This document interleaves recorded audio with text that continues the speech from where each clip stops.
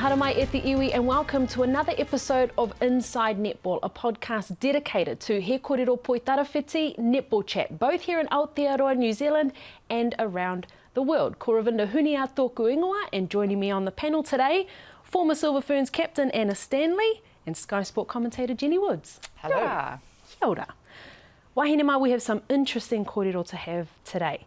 And one thing that has been swirling around in sports news media, with our women in particular, has been tennis star Naomi Osaka's kind of struggle with the media, in particular the post-match press conferences that she's, declared that she's got a bit of mental health issues because of. But it makes us think, what must our netball athletes go through in terms of the media and the pressures that come with not only having to perform well on court, but off of it as well. And a lot of the time, as you women both know, directly after a game. So what do we think about this? Oh, where do you start?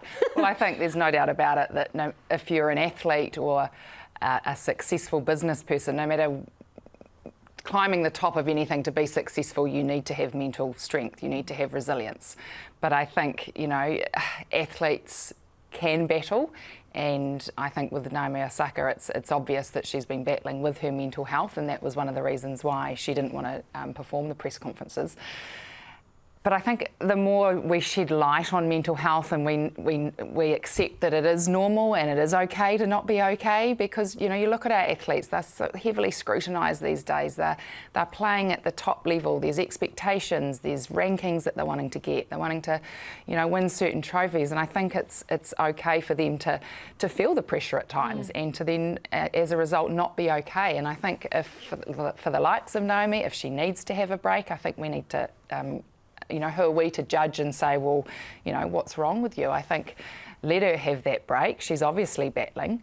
But then in the same respect, I understand that as athletes, you have obligations. And I think one of them is to the media. The media have a role to play. They've got a job to do. And I think, athletes should be fronting for press conferences at the end of the game. But I think for this, it's more about just fronting for the press conference. For her, her mental health is obviously battling. Yeah, I wonder how much of it was a case of something being badly handled. I mean, and I guess I'm speaking as a journalist, where when I first heard the fact that she was, not going to do news conference, I thought, my initial reaction was, who does she think she is? Because I agree, Annie, you need each other. And of course, I think the media are not the media, they're simply the fans, that we're only there to represent those who love whatever sport it is that you're covering. But I think that gets lost sometimes. But I wonder if there's a lesson for everyone here, and I wonder if there are instances where perhaps the media needs to pull back a bit. And I totally agree, if she's got mental health issues, well, that's a no-go area. You have to respect that. But perhaps a little bit of give and take. The media have a job, and they've got to ask questions, and they've got to ask the hard, challenging questions. But I think you can do it in a way where you can be empathetic. Athletes are coming off having played a game where, perhaps they've wanted to have won and they haven't, and then you get stupid, dumb questions fired at you. That's the last thing you want to hear as an athlete. So I think there's got to be a bit of give and take from the media. Being a little bit more empathetic is, I think, critical in this day and age now where athletes are heavily scrutinised. Yeah. Classic case, actually, just while you were saying that. I mean, we had a classic example in netball, 3 years ago, 2018, Com Games. New Zealand lost to Malawi for the first time. Katrina Rode and captain in tears. Jenny May Coffin, asked the question, have you, is it disrespect or lost respect for the black dress? Yeah. I actually... Mana in the black dress, I think. That's something like that. And I think I can remember thinking, but I thought, good on her. I think that question had to be asked. And I thought the way Rode answered it was outstanding. And I think as a result of that, I think both women... They were good friends. Yeah. Well, afterwards? Maybe not quite so afterwards. But I mean, I thought it was absolutely fine. I thought it was a great example of, two strong women doing their jobs, and it was a good... Well, it wasn't a good outcome in the terms of the game, but I thought they handled it well. But I think in that instance it was okay because it was Jenny May that was asking. She'd been an athlete herself, she'd been at the top, and I think you command a little bit more respect. I think a little bit. So if it had been me or Rav, you wouldn't have liked it. No. But we in that See, that's an interesting reaction, actually, because I think, Jenny May is now, and I totally get what you're saying, but she's now a journalist. Yeah, I know. I think we commonly see that with athletes when they do get scrutinised or asked the hard questions, they do put it back and say, well, what do you know about being on a netball court, in a boxing ring, on a rugby field? Journalists do get that all the time. But that's what Venus Williams, she came back with her statement. She said, anyone can fire me any question in that press conference. I know that none of them are as good as me on the tennis court. But you see, a lot of players don't have that ability to think like that. And obviously Venus is a mature, experienced athlete. Osaka, she's young. And so, every athlete's different in how they react. And I think, we've just got to accept that this is the way forward now. Mental health is such a big topic, and we look at Roger Federer's just pulled out of the French Open halfway through because of his physical strength. He's wanting to look after his ankles and knees, and how is that any different to perhaps Osaka pulling out because of her mental health? I think maybe there'll come a time where teams travel with, they travel with physios and doctors, and whether they'll have a mental skills person. See, that was what I wondered about in terms of Osaka, because obviously, she's number 2 in the world. So, she's not just travelling with a backpack going around the circuit.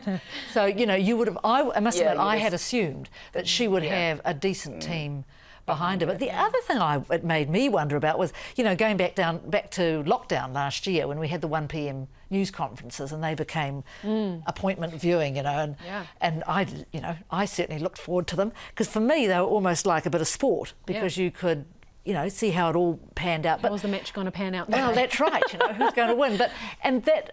I was interested that so many people were affronted by the way the media asked their questions, and they asked the same question over and over. Some of those were pretty dumb, though. You'd have to admit. Well, see, I disagree, because I think, in having been in a lot of those news conferences, you want to get your question, the angle for your camera that might be behind you. And I mean, a politician like Jacinda Ardern knows how to play the game. I don't think she was ever worried about it.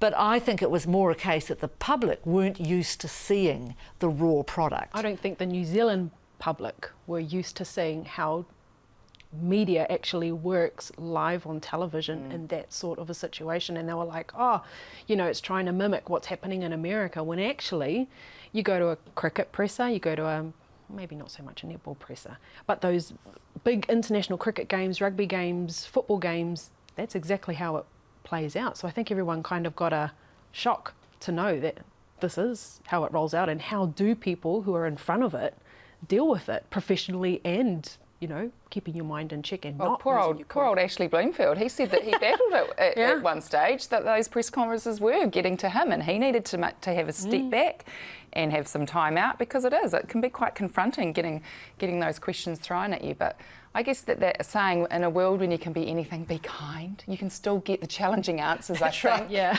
But you can do it in a way that is, as I say, empathetic. Yeah, and I think that's right. And there's got to be, give and take on both sides. But yes, I think I heard somewhere that for that job, that Ashley Bloomfield as Director General of Health, he was interviewed by, Kim Hill, put him through his paces. Now, I think if he can withstand an interview with Kim Hill, he'll be all right. But when we think about our netballers and this space, we've had a couple of players come out and say, my mental health is being affected, I need to step away, I need to concentrate on myself. It does affect athletes all over the place. Maybe they don't have the Naomi Osaka attention, but it does affect athletes across the board. Yeah, it does, and I think, you look at the wraparound support that a lot of our elite athletes get these days, and it is big. They get, they get nutritionists, they get sports psych people. So I'm fairly confident that our netballers, at franchise level and Silver Ferns level, get that support. And I would just hope now, obviously Emilia and Ikinasi is one that's taken time away. And she's been quite vocal with talking about her mental health, which I think is great. It's getting it out in the open. And I'm pretty sure she would be getting that support. And it's working on, it's like your physical strength. You've got to work on your fitness, you've got to work on your strength, you've got to work on your speed. The mental part of it is such a big part of the game, especially when you're under that pressure every week and especially when you're in the Silver Ferns. I mean, I remember in the 1999 World Cup when we lost, I remember flying back to Dunedin and I didn't even want to go out of my flat for a week because I was like, oh my God, we didn't win. You know, we've let the whole team down. We've let the nation down. I think people forget when you're an athlete, yeah, you play for yourself, you play for your family, you play for your fans, but you're playing for 5 million people as well.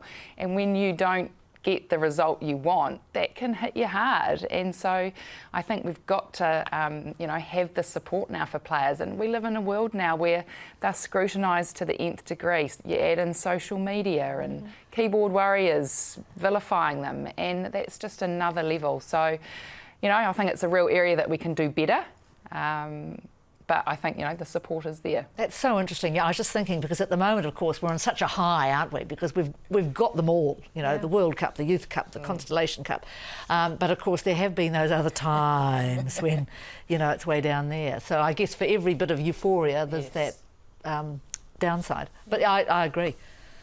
And even the good times perhaps bring a whole different pressure of its own. Being world champion, you mentioned Emilia and Ikinasi, or being the captain of the winning side, the pressure to win and to succeed and to do well now would be, there's a lot on her shoulders, maybe more than any other Silver Ferns captain has experienced before. No offence.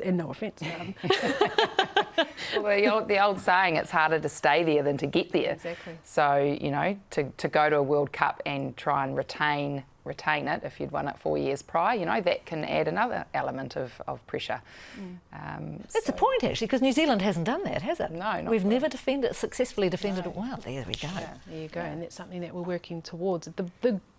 Although you don't wish this upon players, the fact that they're talking out about it, though, Sulu Fitzpatrick is another one that's spoken about troubles in her past that she's been battling through.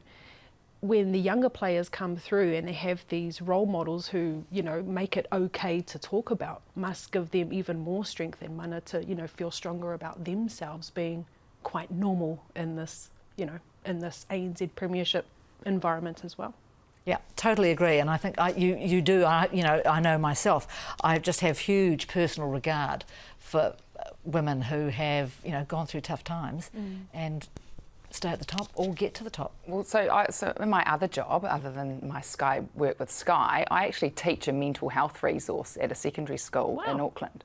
And it's based on these GEM principles, GEM, which is gratitude, empathy and mindfulness. And all the research, all the evidence research says the more you practice those 3 key elements, so being grateful for what you've got, not comparing yourself to anyone else, showing empathy and being mindful, having the ability to meditate or do something in your day to be in the present, the more you practice those things, the more happier you'll become, the more resilient you are, and you can face challenges a lot easier. So, we are seeing a need for it in secondary schools, so we're starting to teach it. But that goes for anyone, whether you're an athlete or an adult. I mean, the stats are quite confronting. By 2030, they're saying depression's going to be the #1 illness globally. Wow. And so we've got to do something about it. So shedding light on, mental health struggles and normalising it, that it's okay, I think that's the start. Yes, I'm encouraged actually by the fact, I'm a little bit older than you two, and a few years ago, wouldn't have even been talked about. And so I'm encouraged that at least the cogs are turning to make it, it's you don't feel bad saying, I've been depressed or I've been dealing with something. Lots of people in my circle have been through that and talk about it. Yeah. And I think as a mother, we're all mothers here, I worry about bringing 3 teenage kids into the world where those stats are horrifying. You just go, oh my God. So I think the more we can talk about it at all levels, every day, athletes at elite level, then that's okay. Fine. Well, the Silver Ferns do have that wraparound service that we mentioned earlier. His name is Rod Corban. He is the Silver Ferns sports psychologist, and we caught up with him earlier. Ironically, what you get when you increase your education around mental health or anything, you tend to get more people identifying that actually they have an issue, so putting their hand up. So there's the old question asked, why are we seeing so much more mental health issues today than we would say 30 years ago when I was a little bit younger? And often one of the explanations is around the education bit is that, 30 years ago, people just thought this is how it was and they just put their head down and they just toughened up and went on with it. Now I think we understand what mental ill health is and when people are struggling and how to access help or when to get help. So I think there's probably, I think it's a combination of people being educated a little bit more, but I also do think there are some challenges in modern day life that people of my generation didn't have, and a lot of them are to do with social media and connection and stuff. So I think it is an education piece and that people are better at recognizing it, but I also think there are some other pressures that are a little bit unique to today's generation. I think Emilia Ann's Instagram post was really courageous on her part, and it sent a really good message around, hey, look, if you're struggling, ask for help. And that's just a positive message. But I think when a high-profile individual, whether it be a sporting individual or not, can put their hand up and go, hey, look, just because I appear to be really successful and have all my stuff together doesn't protect me from the same issues or the same struggles that everyone else has. So I think there's nothing but a positive can come out of those athletes sort of putting their hand up and acknowledging that they have their own struggles from time to time. I do think, and we're seeing a little bit that I think females are potentially more at risk to sort of mental health issues, given all sorts of things around fatigue, and we know that females put their bodies through a lot, and there's some stuff around the hormonal balance and getting enough energy in, and what we're requiring their bodies to do, and we know that when your body budget is low, then often that can have a negative impact on your mental health and well-being. So I think there are some female-specific things that need to be considered. Do I think females are more at risk than males? Traditionally, the statistic always said that females were more at risk to mental health than males. I think that the statistic is outdated these days. I think there are more males. There's probably just as many males that are experiencing mental health issues as do females. I often just think females are better at putting their hand up and saying, hey, look, I'm struggling. I think so that's probably where we're at. We can always do better. I think everyone will always say that we can always do better in the mental health space. I think the government will acknowledge they can always do better. This year, for example, I've gone around to all the franchises and delivered a mental health first aid or mental health education workshop to all the ANZ franchises and often to some of the NNL teams as well. Those workshops have been around educating people around mental health, and we've got to remember that when we talk about mental health, we also talk about the positive aspects of mental health. And mental health is a continuum from being really, really well and thriving at one end to being really unwell and struggling at the other end, and we all go up and down that continuum, and it's about understanding that and trying to educate people to recognize the signs when they themselves are struggling, but also maybe their teammates are struggling, and to intervene at a time that's more appropriate so they don't need professional help. But also those workshops are around educating the players with regard to the resources they have available to them. So we have tried to put psychologists in most of the franchises. We're few and far between, unfortunately, and we're a little bit expensive, if I'm honest. And so we have a psychologist in probably 3 or counsellors in 3 of the franchises. And then I act as mental health triage in the other franchises. So if there's a player or a staff member worried about a player, they can contact me and then I can suggest where they might go. They also have the Players Association as well, who operate in that space with Debbie Christensen. And so the players can access support through the Players Association. I also try to educate the players around just the resources that are available to everyone else, like the various helplines that they can access. So, yeah, I think we are certainly providing support to our netballers. Is it as much as we would like? Probably not, no. Okay, now we have mentioned Emilia and Ikinasi, or she has stepped away for this year, and of course the captain before her in the Silver Ferns was Katrina Rori, also not available this year. So when the international window does open up again, who captains the Silver Ferns? Well, I think we might have slightly different views on this, but I think to me it's clear, and we've already talked about her, as Sulu Fitzpatrick. You watch her leading the Mystics, and it's her whole, the manner she has on court, the way she carries herself. She's always talking, pointing, sometimes talking perhaps a bit too much to the umpire. I sometimes think, oh, no. But I think she's clearly a natural leader. And she would be my first pick. Yes, look, I think Sulu is definitely up there, and if she's not my captain, I would certainly put her in the leadership group. I think she's been outstanding this year. My only worry with Sulu is that she's competing against Jane Watson, and I think Jane Watson for me is the #1 goalkeeper for the Silver Ferns, and I think your captain should be in your starting lineup.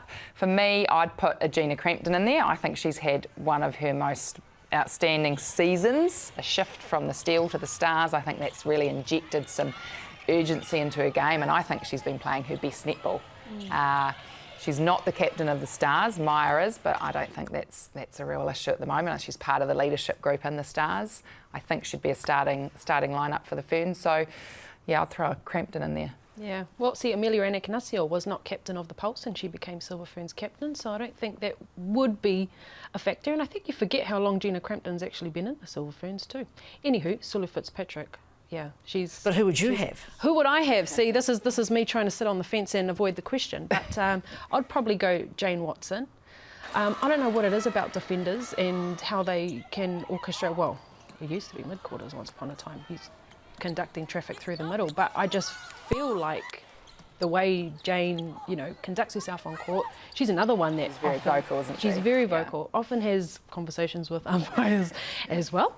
I just think you always hear her, you always know she's there. Players are very much aware of what she's feeding into the group. So I would think, leadership qualities. I was actually quite surprised when she wasn't named captain last time around. Let's not forget, when they get to the Silver Ferns, it's actually a people's vote. So the girls all vote for who they think. So not only do you have to get the tick from obviously the coaches, but you've got to be able to earn that respect from your peers, and that's the critical one. That's interesting, isn't it? And I wonder, you'd certainly have to think, wouldn't you, that Nolene Taurua would have the final say.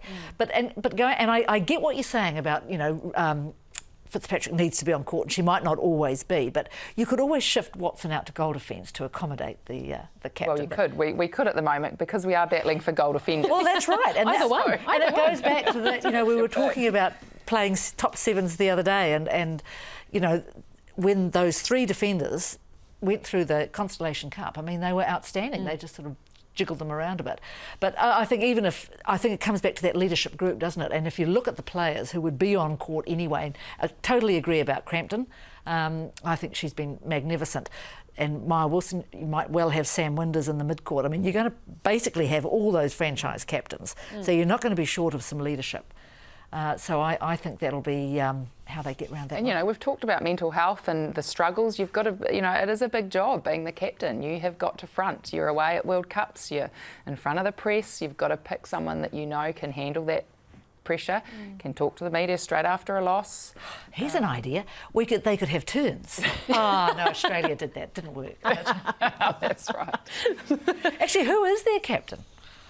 See, that's an interesting... Yeah. Well, that's their problem, isn't it? But, I think that... Because that attracted a lot of... So Bassett was the last one, right? Yes. Well, she was. Wow. And then they tried... Then there was on-court captains, right? So yes. you have on-court captain and... But then it was... And they were going to shift them around, but then it was only Liz Watson. But, Watson's injured now. And Bassett might not even get in the team. So she might not even be an option. That's a whole other story. We think we've got problems. But it'll be very interesting to see how that vote goes, because I would also think a lot of it would come down to personalities, which is something that, the public don't really get to see unless they're being interviewed in front of camera, and you kind of get a glimpse of who they are as people. So that comes into it too, I would say. Well, absolutely. I think first and foremost, they have to be a very good player, because I think the talking is the actions out on the court. So, but yeah, personality and your ability to relate to people and get the best out of your teammates. That's the next key one, right? That's the sign of a great leader, and those will be the things that girls will be looking for when they select the name. Well, you hear teams, don't they, talking about people as though, they would follow them into the fire of a good leader. And I absolutely agree. That's what you need. Wahine mā, that is us for today. Thank you so much for your thoughts, your input, and Anna, I must say, very interesting to hear about your mahi outside of netball. It's amazing. I can chat to you about it anytime, Rev. Okay, I'll put you up on that. As for us whānau, that's us for another week. But please, if you have a comment or any suggestions for topics that you'd like us to discuss, or any opinions about what we've spoken today, please drop us a comment below. Until next week, mā te wā.